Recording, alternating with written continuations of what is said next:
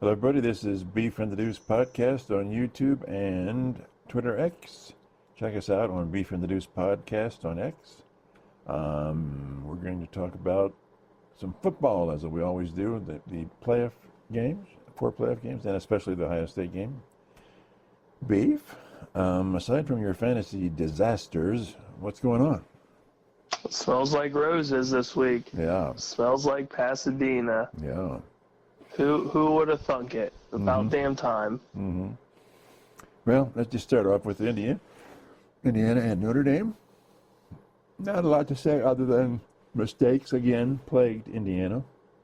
I think they're capable of beating Notre Dame, but they just can't get out of their own way. That's kind of my take on it. Notre Dame is a pretty good team, but Indiana just kept making these unforced errors. Is that what you got? Yeah, I think we killed it on, outside of picking Indiana to possibly win. Yeah. I think we hit it on the head where Indiana's chance to win was stop the run. Yeah. And get ahead early. Yeah. Pass the ball well early. Yeah. And kind of put Notre Dame either on their toes in the beginning to kind of have them guessing, or back on their heels to where you're throwing it over the safety's head. Yeah. They never really did that. I think we even talked during the game that I think Signetti was playing conservative, very conservative for him. Oh, yeah. Oh, God. Of course, as we're blowing each other up throughout the games. He played similar to what Ryan Day did with Michigan. He played to not lose. Not lose. For that game, you have nothing to lose. You shouldn't even be there. Yeah. According to some people. I think they deserve to be there. 100%. Yeah. But their issue was that they played to lose. That you need to play to win the game. Mm-hmm. And that's exactly what Notre Dame did. Just ran it down their damn throat, which is one of our keys to victory for them was their running game. Establish the running attack and win the line of scrimmage, and they did it. Dominated both sides. Yeah. It got a little interesting in the first quarter where you had back-to-back turnovers, and you're thinking, okay, like this is something. Yeah. And Notre Dame's rushing attack just went ham. Yeah. Yeah, I think they kind of got out of control kind of early for Indiana. Yeah, and Indiana's not built to come back from a 2-touchdown deficit. But they're designed for the pass. I mean, their whole thing is, I don't know. Anyway. Yeah. You would think, but it didn't really heat up for them until like the fourth quarter, basically, like late third, early fourth. Right. And it's just too late. I mean, the score doesn't really explain how the game went because it was pretty much domination for Notre Dame. Yeah. Which good for Freeman, good for the program. Yeah. I mean, it was an awesome atmosphere for the first playoff game. And as the results show, it kind of set the tone for the favored teams. Yeah, all the home teams won. For SMU, 2 pick sixes right off the bat. You're done. You're just done.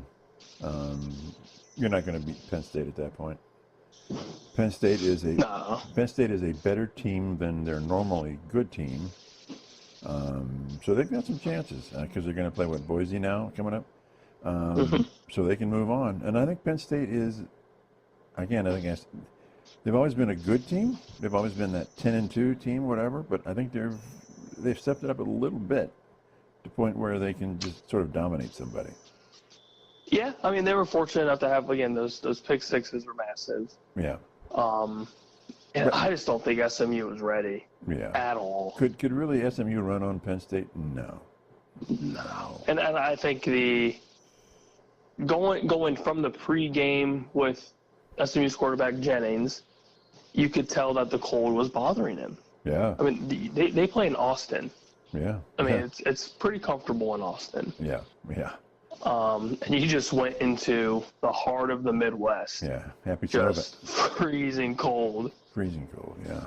Up in Happy, even the mountains up there, and it's cold. Yeah. And it's So hard to it's play.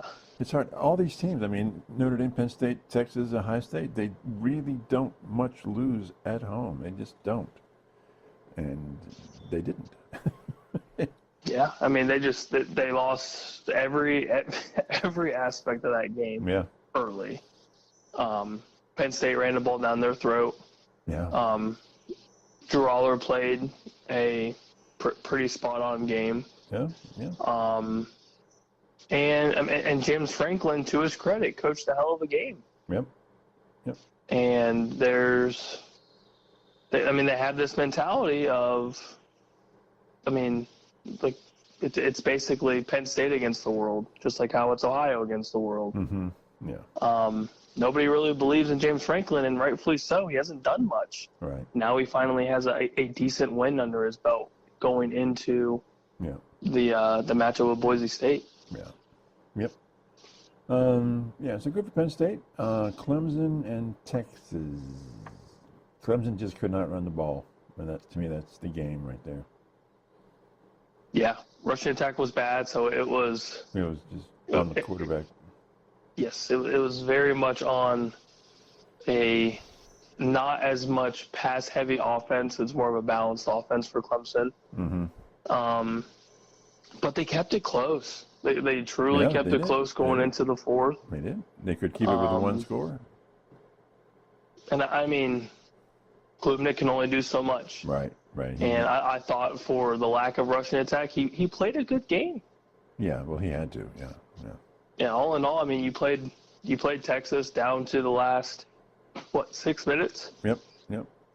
And Texas is a good team. And yours, he played better than I thought he would play. But the Russian attack helped. Yeah, they ran for damn near 300 yards. 300 yards. They ran it down Clemson's throat. So yeah. Stevie Boy coached a hell of a game. Quinn played almost perfect game, I guess. Mm-hmm. Texas's defense is still scary to me. Mm-hmm. They're still giving up some big plays, and at one point, Clemson was on the verge of coming back in the fourth.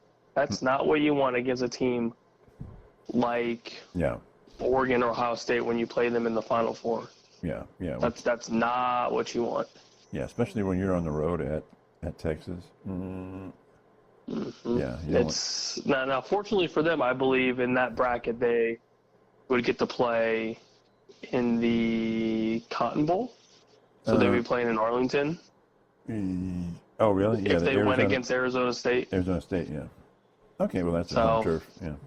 Yeah, so they'll be pretty fortunate there. But yeah, it was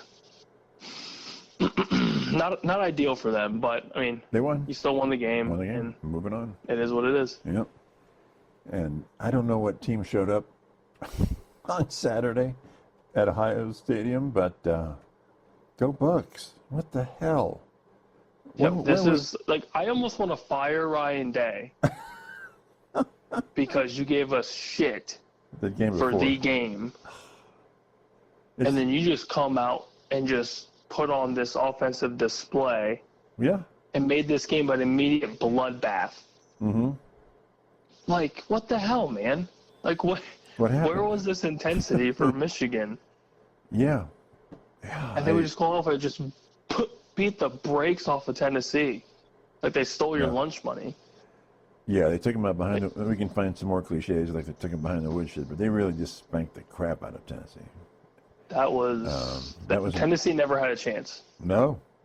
Like halftime, you're thinking, they narrowed down to 11, and then third quarter came and our defense was just really, really good. Like they were in the Michigan played angry. Game. God, they played angry. They played violent. Yeah. Our secondary. How many? We didn't give up a massive play outside of what, like 1 or 2 20-yard completions. Yeah. That was it. Their whole offense was basically the quarterback running and scrambling. Mm-hmm. And Nico's, I think, going to be a fine quarterback, but that is not the atmosphere to play in for the first round of the CFP. Yeah. How many? And you're starting your running backs out. He's done. Pulls his hammy early. Yeah. Yeah. How many? And you're in front of 100,000 plus people just screaming down your throat. Yeah. Yeah, it was a good atmosphere.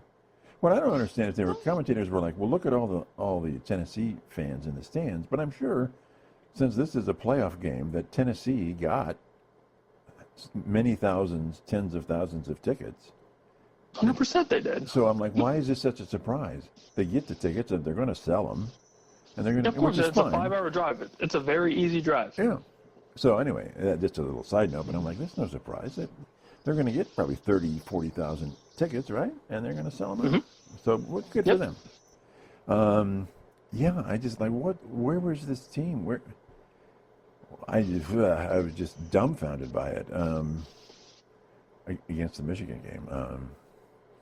So let's just talk about anything else to talk about with the Ohio State game. I mean, obviously we want to carry it over into the marquee game. Again, was Ohio State Tennessee, and it's going to be Ohio State Oregon, no doubt about it.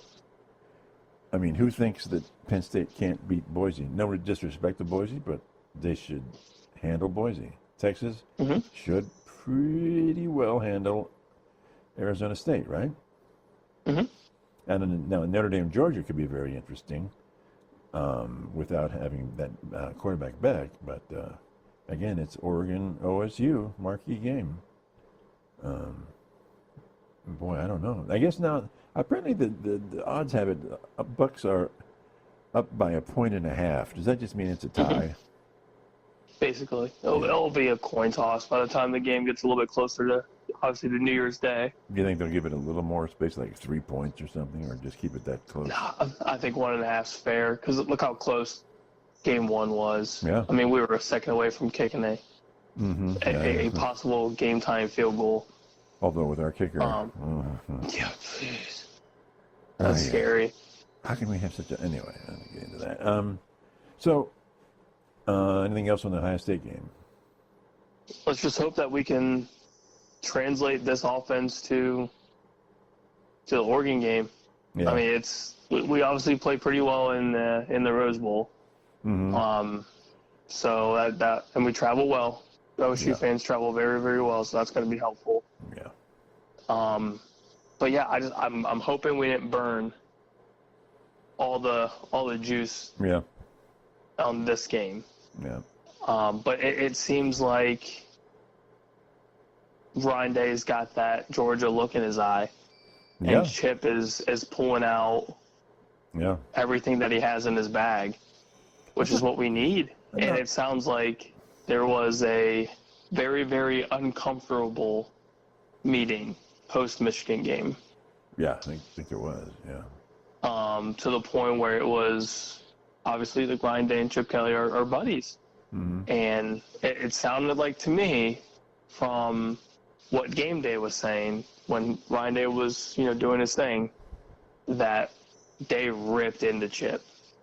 Just absolutely ripped into him.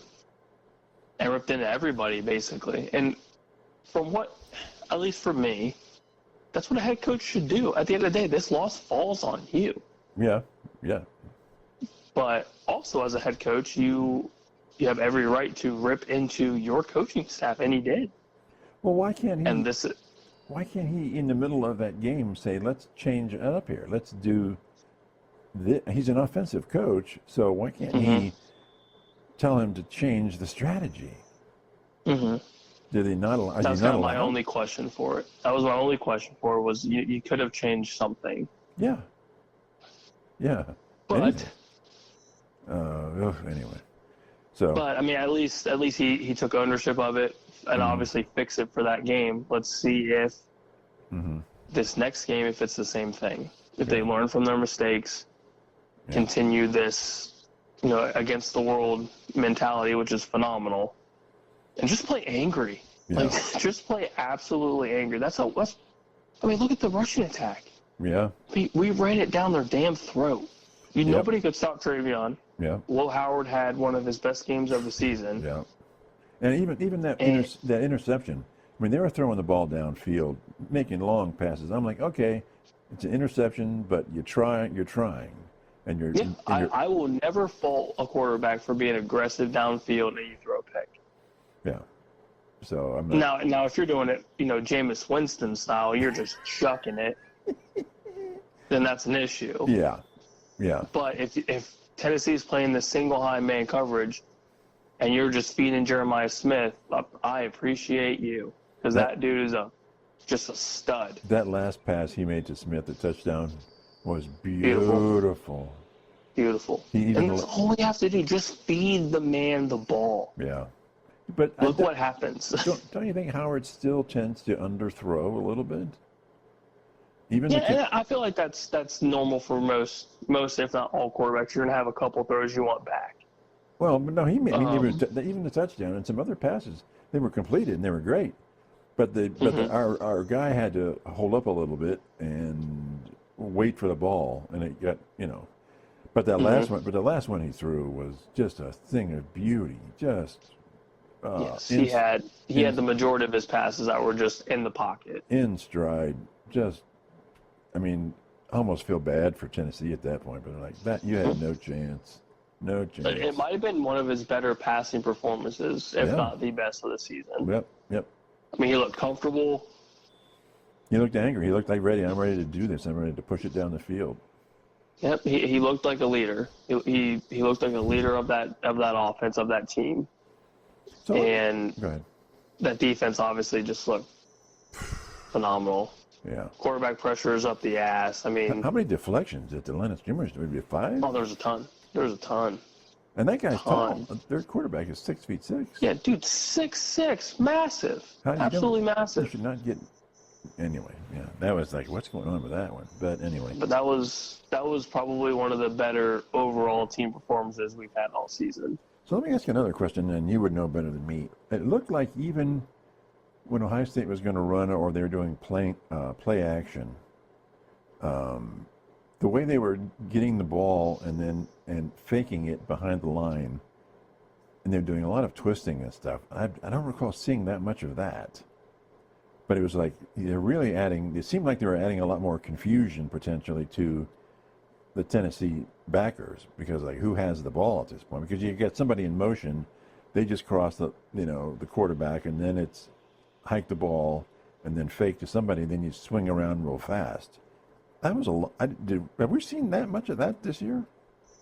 Nope, but I loved it. That was great. Because it's another second or two that the defense has to worry about. They have to stop. They have to. They have to respect it. Yeah.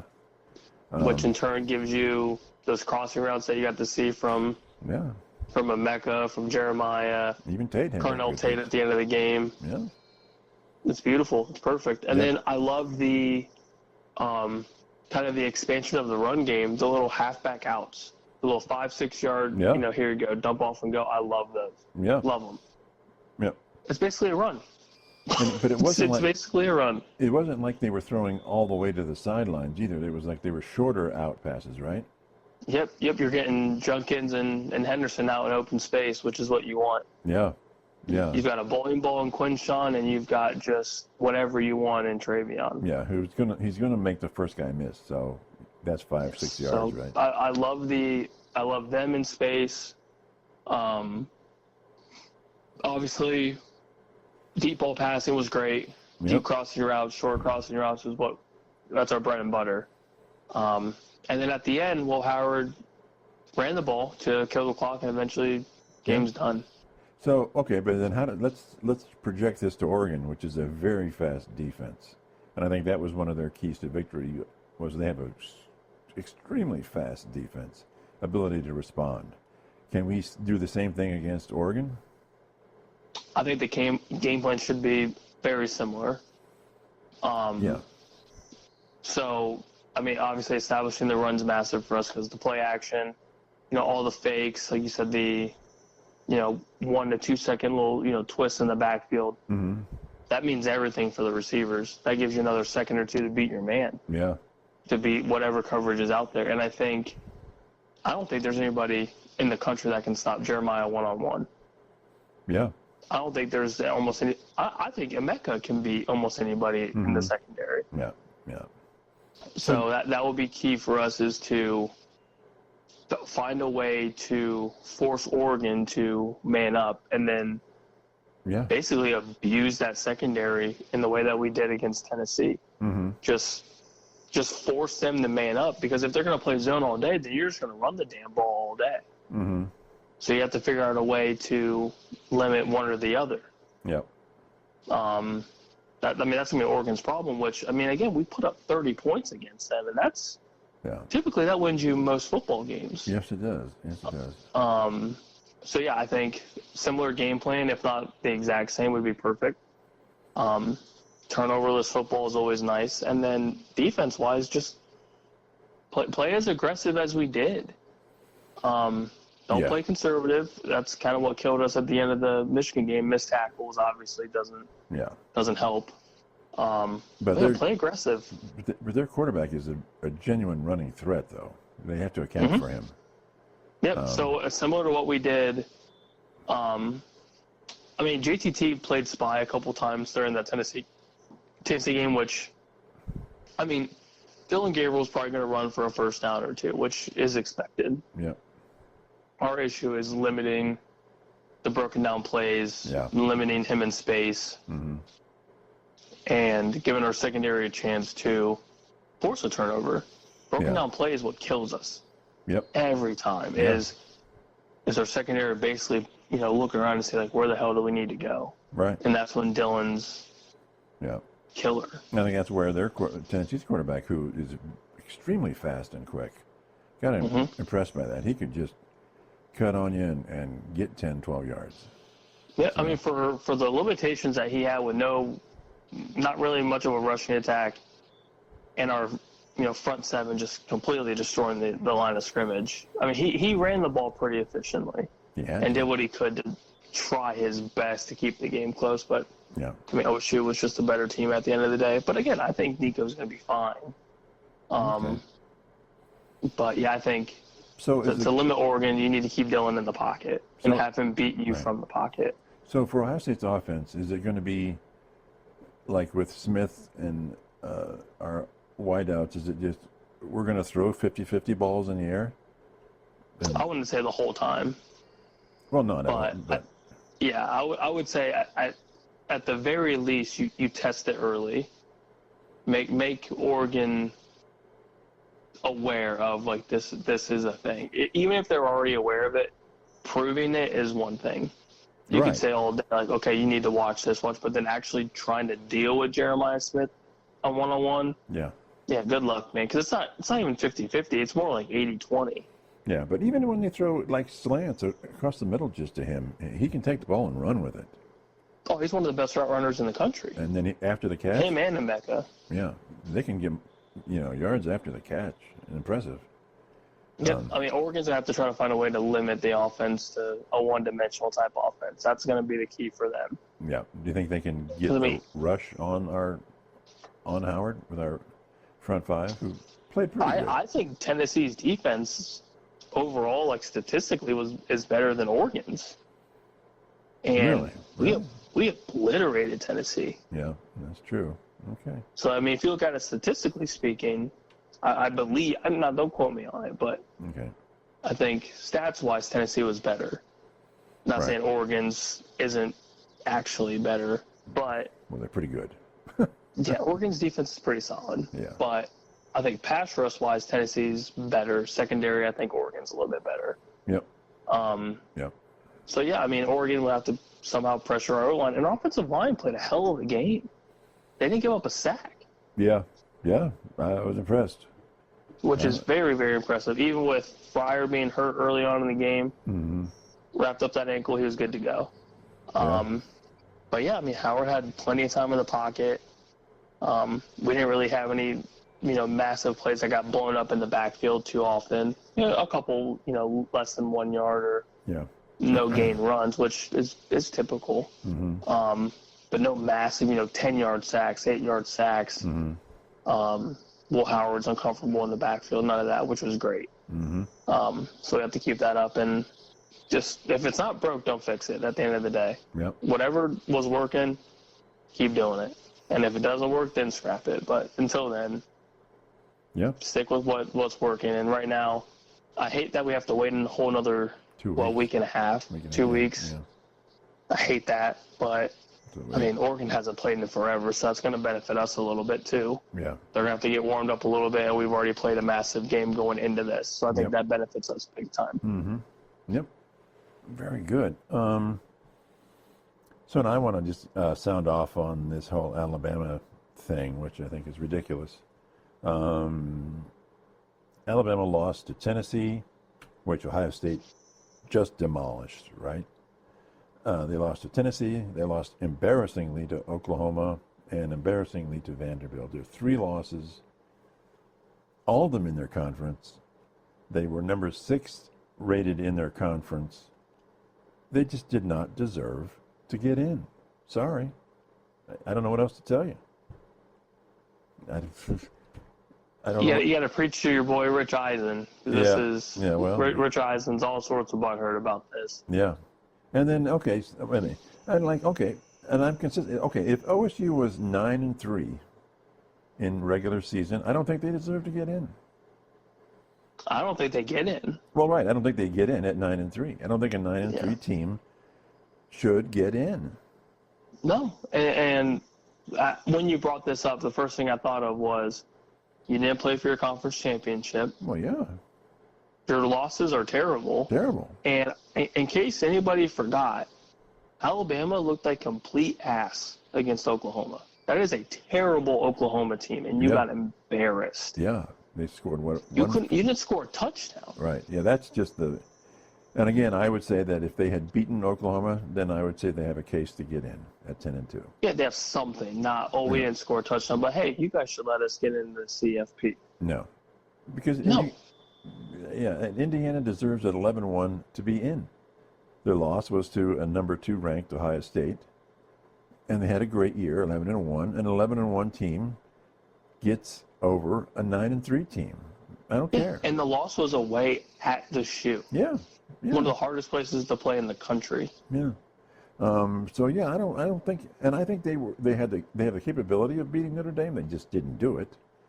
But I think Indiana well deserves to be in, and yeah, you're going to get some clunkers. You're going to get some blowouts. That's just the way sports works. NFL has blowouts. They have blowouts all the time.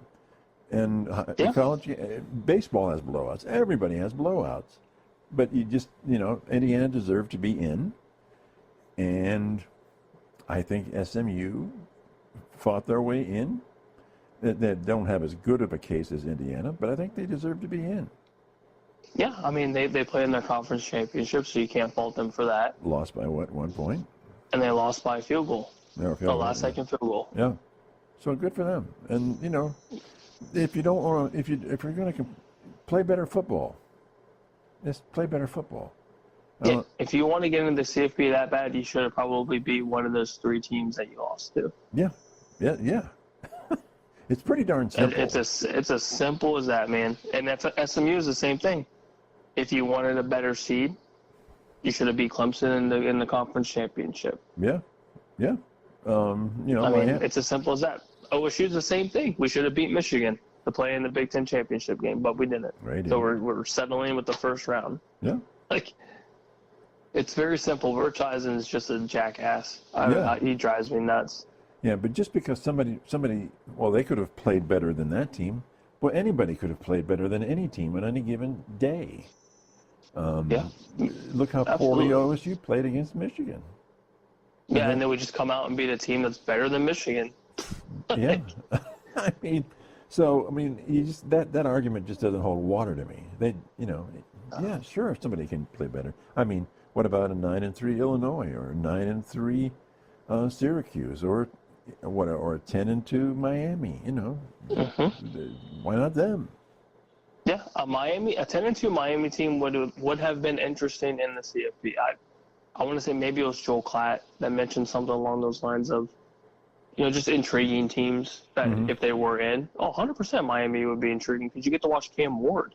Yeah. Sling the rock. Yeah, very entertaining. Yeah, of course. Of course, you would make an interesting case if they were in place of Indiana or SMU. In place of SMU. Yeah. But you guys lost in horrible fashion. Yeah. It's not hard to figure out. It's as simple as this. Be better. Yeah. Just be better. Yeah, if you're the number 6 rated team in your conference, you don't deserve to be in. Sorry. No, South Carolina is a hell of a lot better than Alabama. And they were rated and higher. South Carolina was on the verge of being in. Yeah, as was Mississippi State. Yeah, and then the whole Lane Kiffin thing just running his suck too. I love Joe Klatt ripping him. Loved it. Yeah. Straight up told Lane Kiffin to get better. Win your football games. Yeah, it's not that hard. It is very simple. It's a simple concept. I'm not saying it's simple to win a football game, but it's a simple concept. Yeah, win a damn football game if you're going to complain about all of this crap. Yeah. Like, just, if you don't suck, you're in the CFP. Yeah. Alabama sucked. Although I would say that if you're going to put 12 teams into the playoffs, 2 or more of those teams are not really going to be, in my mind, that good. They're not going to be elite level contestants, and that's why I preferred the 8 team. But that nobody asked me. Oh, I think 8 would have been perfect. That'd have been easier. But anyway, so 12 teams really. If you're the 12th ranked team, no. But if you want 12 teams, you got to put them in, right? You have to choose somebody. Yeah, I mean, and it's the first year too. Yeah, I think it went. You're going to well. get some clunkers, and that's normal. That is very normal. You'll always have clunkers. Every team, I don't know. You get clunkers in baseball, you get basketball, hockey, you get them all. You get clunkers. Yeah, and the thing was, the Indiana Notre Dame game wasn't a clunker. No, it wasn't. Indiana was on the verge of coming back at the end. Yep. Yeah, they were showing the clunker is SMU, Penn State, and SMU. The game was too big for SMU, and they'll get better from it. Right. Absolutely. It's probably not the last time you're going to see SMU. No. That's almost a guarantee. That program is looking promising. Yeah. I liked it. I mean, Brigham Young was 10-2, right? So there's teams all over the place that you could say, well, they were 10-2. I don't know. It just Colorado could have made some noise if they made it somehow. That's right. They were 9-3, and at any given day, I don't care. I mean, you have the upset of the year with Northern Illinois over Notre Dame. That's right. At any given game, any given day, a team can upset anybody. Yeah. Appalachian State, Michigan, one of the biggest upsets in college football history. Yeah, and Ohio State's had a few of those too. Yes. So the whole Rich Eisen bullshit argument about whatever the hell he wants to talk about. Yeah. He's a moron. Just a moron. Yeah. I think the committee did a fine job. I think the seeding, once we talked about it a while back. Once you choose who the 12 are, then I think you need to look at how you seed them differently, a little bit more like a basketball, like 1 plays 12 and things like that. But, I'd be interested to see if they just it sounds stupid because at this point it doesn't really make a ton of sense, but say if you win and then it's just like a luck of the draw. Well, it sort of is, isn't it? Or the way it was, it's sort of. Yeah, I don't hate the automatic qualifiers. You get the buys. I think that's fine. Yeah, when you're. I don't like where Clemson is. I feel like that's kind of shitty for them.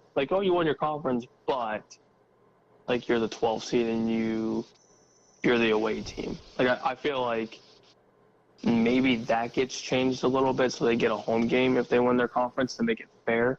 It's almost okay, yeah, you won your conference and that's great.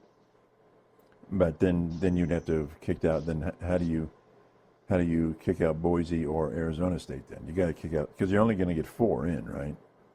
For the bye week, yeah. I'm saying just say if you don't get that bye week, you also get almost kind of penalized for having to be on the road. Worst record out of the 5 conference winners, and then you're the away team for your first round playoff game. Mm-hmm.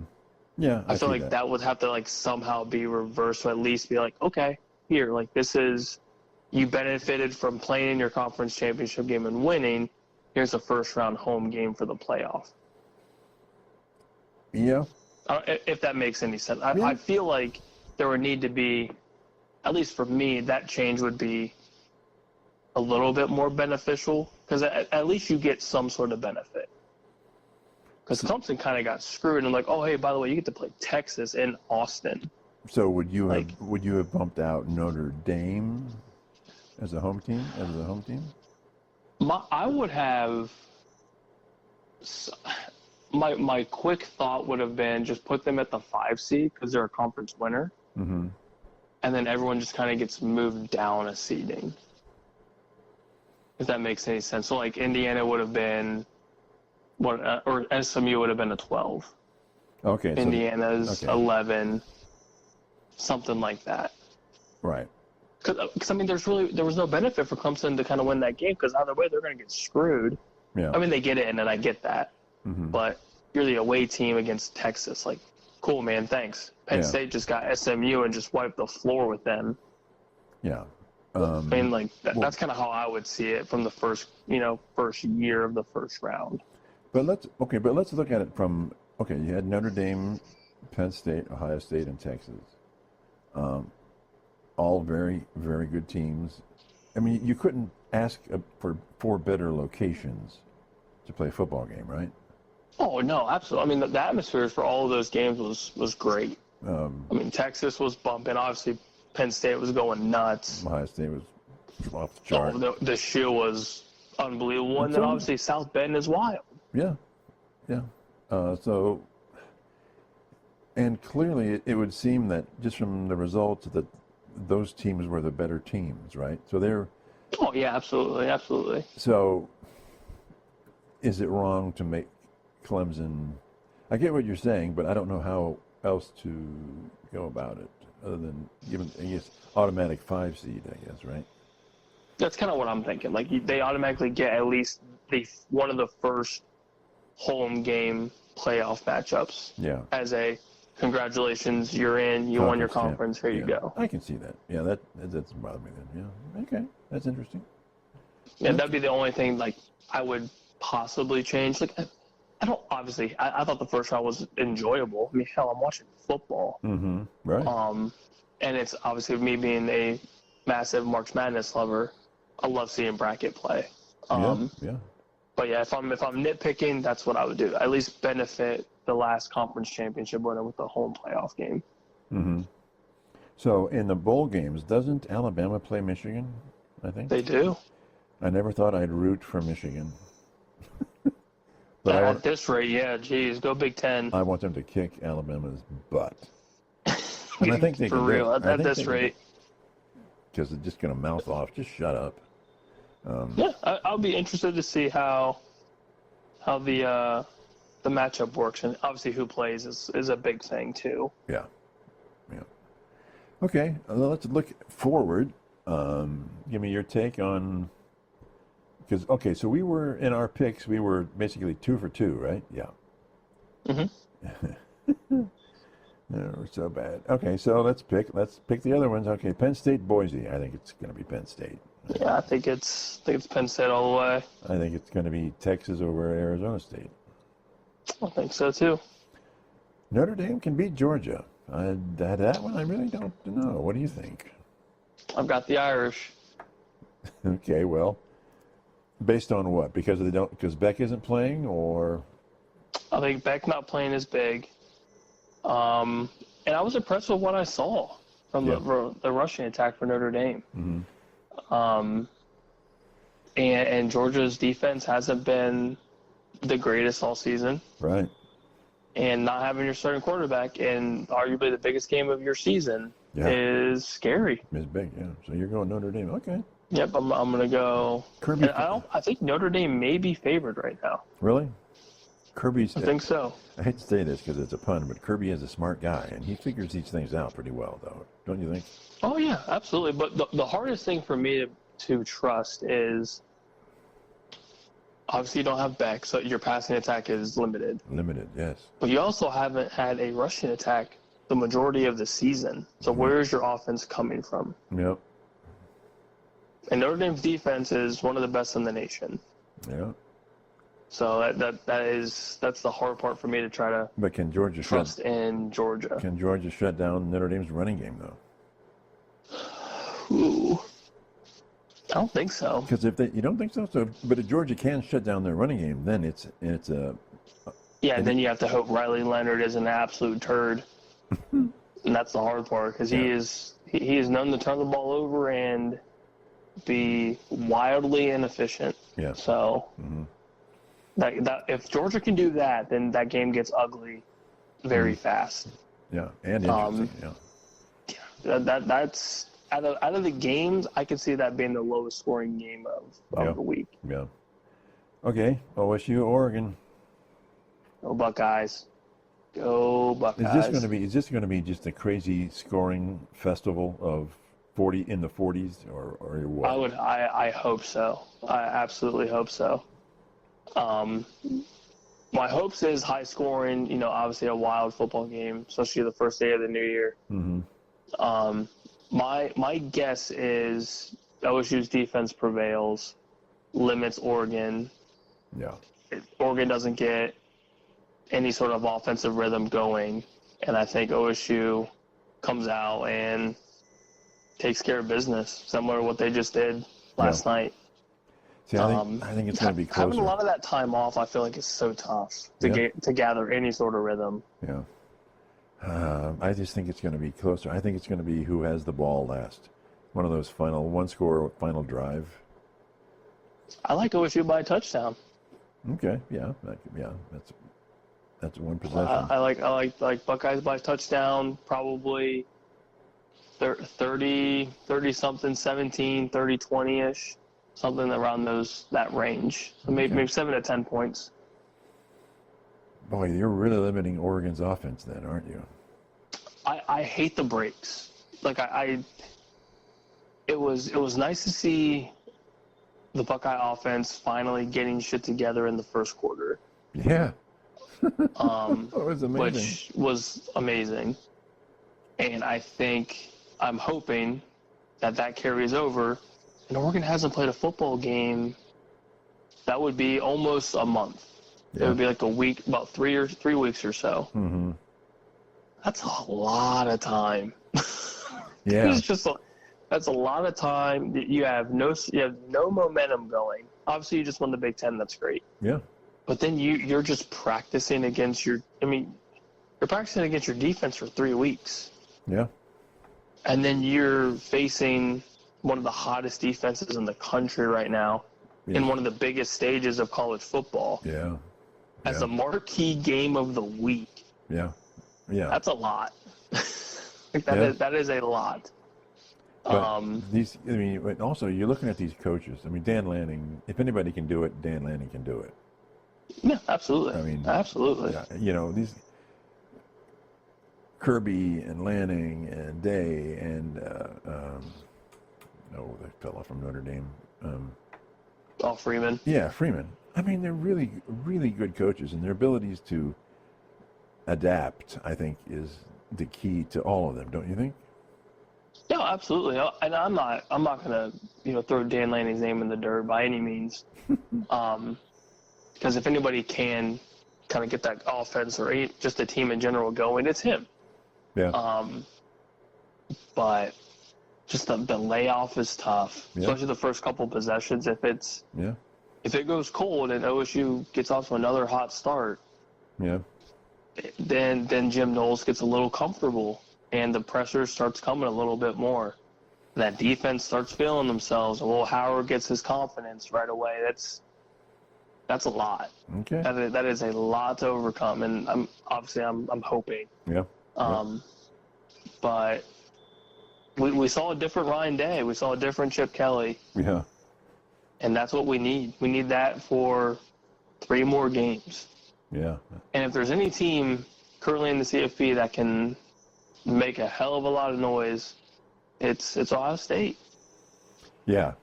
They're very deep on their team there. So, okay. So we're looking at quarterfinal or semifinals, Penn State, Texas, OSU, Notre Dame. I like it. Okay. Yeah. So we got 2 Big Ten teams in there. Oh, the SEC is going to be pissed off. So, I love it, though. So, yeah. So, anything really to talk about so far? NFL this week? The Commanders beat the Eagles. Good for them. I think they're in at 10-5. Mm-hmm. I think it's Commanders, Packers, and then whoever between Minnesota and Detroit. God, Minnesota just won a pretty close one against Seattle today, which was a fun game to watch. Yeah, Seattle, boy, they had everything in favor in front of them, and then they just lost that game. That NFC North is just it's just a bloodbath, man. Yeah. It's crazy. I mean, the Lions are obviously still playing great football. Mm-hmm. Defense is still playing relatively okay with the 20-something IR players. Mm-hmm. Green Bay should win tomorrow night against the Saints. Yeah. Should. Up in Lambeau? My God. God, yeah, and it's everywhere is just freaking cold. Yeah. Like even Columbus right now is freezing. Yeah, and it's just always. Yeah, Minnesota is just crazy, man. Yeah.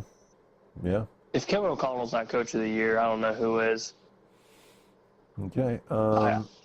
AFC, of course, the Bills almost lost to New England, right? Well, it was such an ugly game. Such an ugly game. But the weather was pretty bad up there, right? It was freezing. Buffalo was cold. Yeah, well, that's a league effect, yeah. So it's going to be Steelers, Ravens. Both are in, so one of them is going to be a wild card. Texans are in, but there'll be no wild card out of that. So it's basically either Steelers or the Ravens as a wild card, and then Chargers, Broncos in. That's crazy. Yeah. That's crazy. Because I don't know who else in the AFC is going to get to 10 wins. I think you've got the magic number is 10 right now. I think you're right. Yeah, just looking at it, that's. So, are you still favoring the AFC division or conference with Bills and Chiefs? Yeah, I think so. Bills are just on a whole another world right now, I feel like. But Josh Allen kind of came back to reality today. Yeah, well, yeah. So that's intriguing, but he'll always have a clunker, right? Yes. So yeah, Rich Eisen. There's always clunkers. Right. Well, there are. Yeah. But yeah, it's hard for me to trust Detroit with a defense that's just so banged up. And then Minnesota's. Their defense is either on or they're not, and that's scary. And Buffalo's offense outside of today, I mean, James Cook played a hell of a game, so that helped Josh Allen a ton. Yeah. I don't know who can stop that Buffalo offense in the AFC. Like, I truly don't. Yeah. That's the tough part for me. Yeah. So who do you think is it probably going to be still Chiefs with the home field and the bye? I think so. I don't have the rankings right in front of me, but I think it is. But right now they only have one loss. So, yeah. So Bills, I think. I mean, either way, whoever has that home field is probably going to make it to at the very least AFC Championship. God, playing at Arrowhead in January just sounds Buffalo terrible. Yeah, it's like Buffalo. Yeah. Take your pick. So with the Eagles losing, that really shoots them in the foot as far as home field, potentially. And if Minnesota gets home field through the playoffs, what do you think? I think it's very dangerous. I mean, Skull Nation's tough to play in, and Darnold's played well at home. The Vikings as a whole have played a lot better at home. Yep. And I think they could do it, truly. If they look similar to how they did today, and Seattle was no slouch. That's a very, very good team. And they're not nearly as banged up as Detroit is. Right. Green Bay is very hot and very cold. So it's tough for me to have full faith in them, say if they somehow won the North. Yeah, but I think they're 10-4 now, so I think. Yes, I highly doubt they will. They'll get in. So what about so we were talking about last week about the Minnesota and Detroit showdown at the end of the year. Both have won their games, and then so they have one more game before the final. Will that game determine home field and division? Yep, I think it does. That's going to be a hell of a game. That's going to be a brutal game. I love it. And Jared Goff's playing MVP-like football, and Detroit's at home for that game. Yeah. In the words of the Deuce, just let them fight. Let them fight. Yes. That's going to be a hell of a game. Yeah. Yeah, it should be. Looking forward to it. Anything else? You know that Dave's Hot Chicken is on my agenda. You're welcome for that. You are so... I know that you care when you say these things to me. Giving me, heartburn and, totally clogged arteries. I know you care. Whether you believe it or not, I'm here for you. I'm here to make you happy. Just how DTR is there to make Browns Nation happy. All right, talk to me about that. Talk to me. You want to talk about what happened? I don't understand. I don't know. I mean, I feel like in the first half he had like 12 yards passing. Yeah. Jerome Ford had his breakout run, first play of the game, and then just died. Right. Until the second half, where it was just playing catch up. Right. I don't know. I don't know if it was just jitters or, I mean, Bengals defense played phenomenal. They played a hell of a game. Mm-hmm. And there was just nonstop pressure, and your offensive line couldn't hold jack. Yeah, our offensive so that's another massive problem that's been all season for you guys. Yeah. But, I mean, your offense looked better with Jameis under center. And he's benched because he just loves to throw pick sixes. So you either have that, and the guy can at any point throw for 300, 400 yards, or you have a guy that couldn't even break 100. And the offense just never got going. Yeah. It's a tough spot to be in. I mean, you guys obviously aren't playing for anything, so it doesn't matter. But it was ugly. It was a very, very ugly football game. And Joe Burrow looked great. Yeah, of course he did. So if you're in the Browns office or whatever, what are you thinking about with the quarterback going into the offseason? I would hold on to Jameis if you can. Because, I mean, if you look at the backups around the league, I mean, none of them are, I mean, outside of technically Sam Darnold, who was the backup at one point. Mm-hmm. There's really nobody. I mean, Cooper Rush is very average for Dallas, which is fine. Yeah. Kenny Pickett played some today because Jalen Hurts got knocked out early. He's average. I mean, you don't need a star-studded backup. You just need a backup that your team and your roster likes, that fits well with the mold of your team, of your franchise. Right. And I feel like the team, I mean, Jameis fits the mold. And I feel like the players kind of rally around him. So keep him if you can. Now, who knows if there's a team out there that's going to give him, a 2 or 3 year deal for like $10+ million a season or whatever, but see if you can keep him. And then draft young. I mean, Deshaun's obviously coming back next year from what it sounds like. Mm-hmm. Lucky us. But make it a true battle. Draft a star-studded quarterback. See who can get in the draft, or if you want to wait and see who you get later on to at least have a quarterback on the roster, because I don't think DTR is the answer. He wasn't today. No, he looked like absolute shit today. So, okay. And like you said, lucky you guys, you get Deshaun back, so hooray for you. Okay, so then who's coming out in the draft next year, QB-wise, out of college, who are the Browns like, oh, yeah, we definitely want that guy? Now, I'm personally not a fan of most of them, so this is kind of biased for me.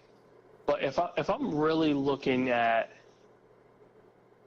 like just pure passing talent, Shadir Sanders is a pure passer. He has a phenomenal arm, plays well in the pocket, and is smart with the football. And that's all you can really ask for any quarterback that you guys have ever drafted in the last 30 years. I mean, you guys got rid of Baker, which, thankfully for him, now he's a stud. Now he is, yeah, good for him. But I don't know outside. Maybe Cam Ward. I know there's kind of 50-50 on him. But yeah, I mean, if you're really drafting someone in the first round, that is like what they're looking at. And there's no ifs, ands, or buts about it. Do the Browns have a first-round pick this year? I mean, they've given them all. I think they do. Okay. I think they do. All right. I think they have one. Okay. So I mean, if that's their play, I would look at Sanders. I know he wants to play for Vegas, and I mean, Vegas or the Giants or whoever's probably going to get that first couple picks. So it doesn't really matter too much for you guys, but that would be somebody I'd look into. I mean, his passing numbers are pretty solid. So I mean, we'll see, but yeah, I mean, Cam Ward's going to be there, and obviously we've seen him throughout this season. That is, I mean, he's put up good stats. Played for a very offensive heavy team, but he can sling the football. So I mean, if you're looking for that pocket passer, those two are right there. Well, should we be looking for the new hot quarterback, or should we be looking to build up our offensive line? I mean, if it's me, you need to get the offensive line figured out quick. Very good. Because if you throw anybody under center, they're going to get killed. They're not going to have any time to do anything. Yeah, it's going to be another one of those 30-plus Browns quarterbacks that came in and got killed. Yeah, I know it sounds crazy, but maybe if you hold off a little bit and maybe look at like a day 2 quarterback, go for it. Day 3 quarterback, go for it. There's been a decent amount of day 2, day 3 quarterbacks that have done stuff. One or two. Last pick.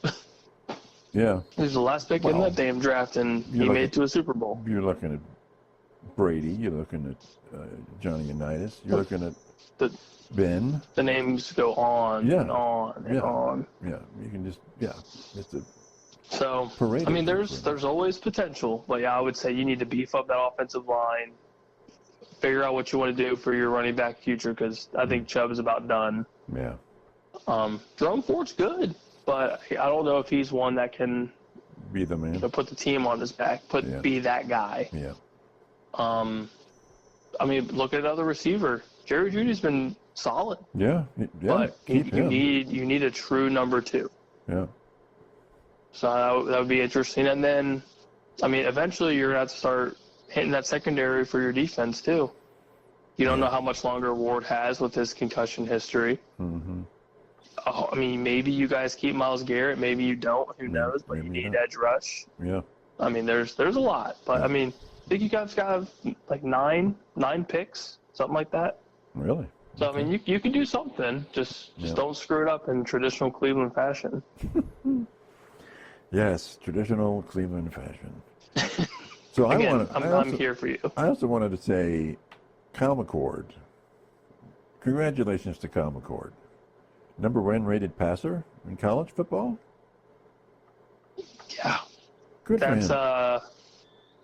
I can't tell you that going into the transfer portal when he went to Syracuse, we both didn't say, cool, good for you. Yeah. And look at what he did. Yeah. Yeah. I mean, he made a case for an NFL team to look at him. I mean, he could possibly be drafted, or if he sticks around another year and hits the portal again, which I believe he can. So he'd be a grad transfer then? I believe so, yeah. Okay. If I'm a college team looking for a quarterback, I'm not looking past him. You don't just throw those numbers and you're just ass at quarterback. Yeah, when you're serious. Like, you have talent. Yeah. Like, you have talent around you, and you're playing in the ACC, which, again, is very offensive heavy, and I get that. But look at what he just did against a top 10 Miami team. He just blew the brakes off of them. Yeah. Yep. Like, you don't just do that and you're just a bum. Like, you have talent. Yep. And he's got talent. Could he come back? Yeah, good for him. Could he come back to another Big Ten team? Wouldn't surprise me. Would not surprise me one bit. I could see him. I mean, maybe some SEC schools will look at him, which I'm sure they will. Mm-hmm. But if I'm him, stay in the ACC. See, if you're allowed to stay at Syracuse, I don't know how that all works, if he is currently a grad transfer or not. Mm-hmm. But if he can, I would just stay there. You know the system, you know the program. Just pad those stats, pad those numbers. But is that going to help his draft? Will that help his draft status to be in the ACC? I think so, especially if, they were on the verge of making a run to maybe play for the ACC championship until they kind of had a couple clunkers. But yeah, I think it's very possible for them, especially if they do hit the portal hard this year or this off season. Yeah, what's Miami going to do without Cam Ward? Exactly. So Miami's probably out of there. Yeah. Unless they find, some new 5-star portal guy. Yeah. Who knows about Clemson? Who knows about SMU? Yeah. The ACC could very well be up in the air. Mm-hmm. Okay. Interesting. But yeah, good for Kyle McCord. Yeah. Well deserved. Yep. Good for him. All right. I think that's about it, right? So at this point. Yeah. So we won't have really anything to talk about college-wise for 2 weeks, much. I know, sad, right? Sad times. Yep. But there's always the professional game. All right. So we'll talk to everybody soon. Bye.